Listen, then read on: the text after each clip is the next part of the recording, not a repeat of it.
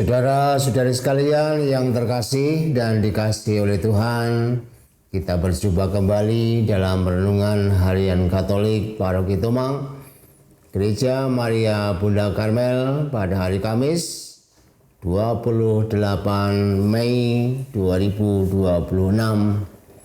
Dan kita pada hari ini hendak mengambil tema berjumpa dengan Tuhan. Dasar yang kita pakai Injil hari ini yaitu Injil Markus bab 10 ayat 46 sampai 52. Dalam konsep kita, Allah adalah sumber belas kasih. Hal itu terjadi karena kita mengimani serta mengalami bahwa hanya oleh belas kasih Allah kita yang berdosa menjadi selamat. Tetapi pertanyaannya adalah bagaimana mengalami belas kasih Allah yang telah bisa kita pikirkan tersebut. Mari kita belajar dari Bartimius, dan dari sini kita akan merenungkan 3 kata penting. Yang pertama, mendengar. Bartimius seorang pengemis yang buta. Sudah buta, pengemis lagi. Tentu dapat dibayangkan betapa besar derita yang harus ditanggungnya. Ia mengalami sebuah kerentanan yang lengkap. Ia sehari-hari ada di pinggir jalan untuk meminta belas kasih dari orang-orang yang kebetulan lewat di situ. Hidupnya sangat tergantung dari kemurahan hati orang. Dalam kondisi yang semacam ini, ada satu perangkat yang penting sebagai kekuatan, yakni pendengaran. Dari sinilah ia merekam cerita orang-orang tentang Yesus. Maka ketika mendengar Yesus sedang lewat di jalan itu, ia lantas berteriak, "Yesus, anak Daud, kasihanilah aku." Ia tidak tahu siapa Yesus itu sebenarnya karena tidak bisa melihat. Namun pendengarannya mendorong dirinya untuk menjadi percaya dan meminta belas kasih dari Yesus yang diyakini sebagai anak Daud. Pada posisi inilah cerita tentang Bartimius sangat penting untuk kita renungkan. Dalam konteks pemanaan rohani, kita ini sebenarnya telah menjadikan diri kita buta dan tidak bisa berbuat apa-apa, menjadi lumpuh akibat dosa. Sama seperti Bartimius, dalam kondisi yang seperti ini, pendengaran menjadi hal yang paling penting. Kita perlu masuk dalam alam pendengaran supaya mengenal, mengerti, memahami pribadi Allah sehingga bisa memohon belas kasih daripadanya. Itulah kenapa pendengaran menjadi sesuatu yang penting. Yang kedua, memanggil. Teriakan Bartimius rupanya begitu kencang. Banyak orang merasa terganggu dan memintanya untuk diam.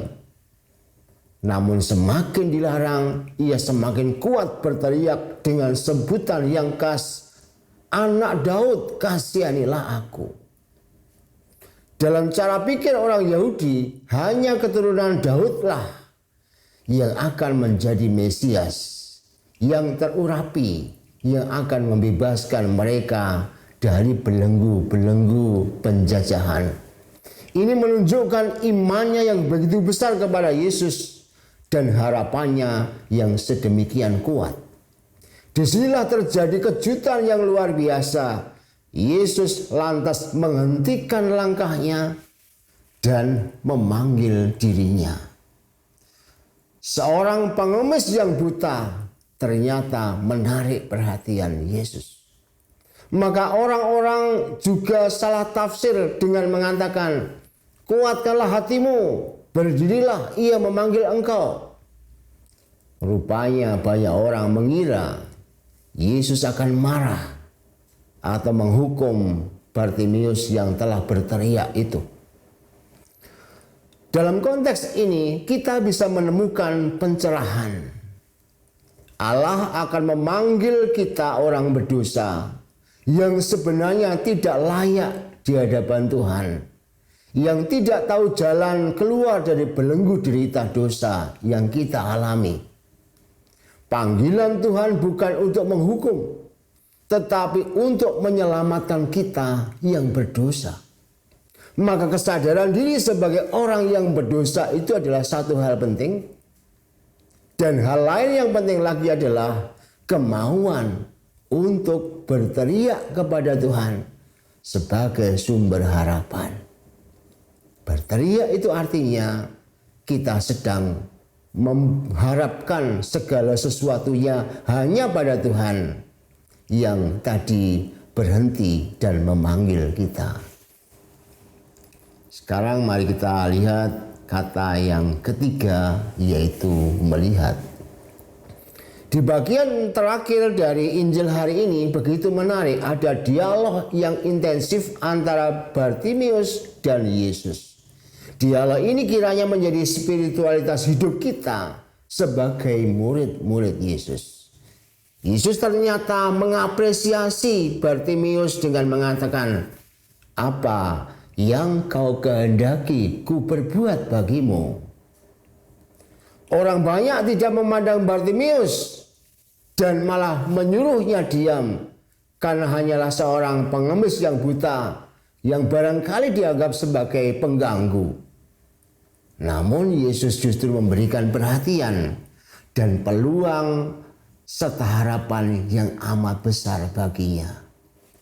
Dan yang lebih menarik lagi adalah Bartimius tidak meminta secara material sebagaimana kebiasaannya setiap hari. Entah itu uang, entah itu makanan dan lain-lain. Ia hanya ingin melihat dengan mengatakan, "Rabuni, semoga aku dapat melihat." Tidak ada yang lebih indah selain bisa melihat. Dan demikian permintaan Bartimius langsung dikabulkan oleh Tuhan Yesus. Inilah kesembuhan yang sesungguhnya dalam hidup ini, yaitu bisa melihat.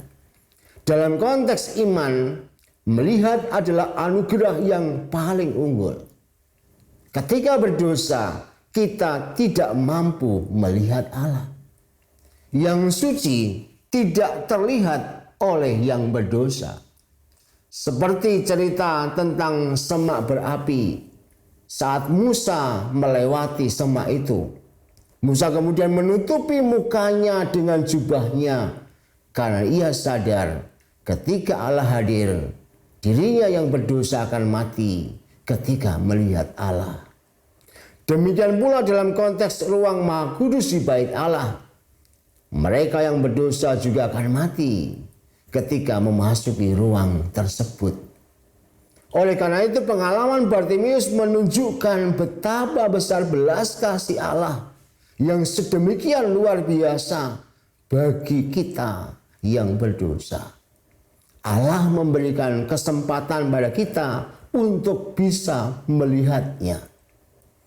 Di sini ada dua tanggapan yang mesti kita tempatkan, yaitu berani menyerahkan hidup kepada Tuhan, kepada Allah yang menjadi sumber belas kasih, sekaligus mengimaninya bahwa di dalam Dia cukuplah sudah. Segala sesuatunya hanya melihat Allah lah yang penting. Tuhan memberkati.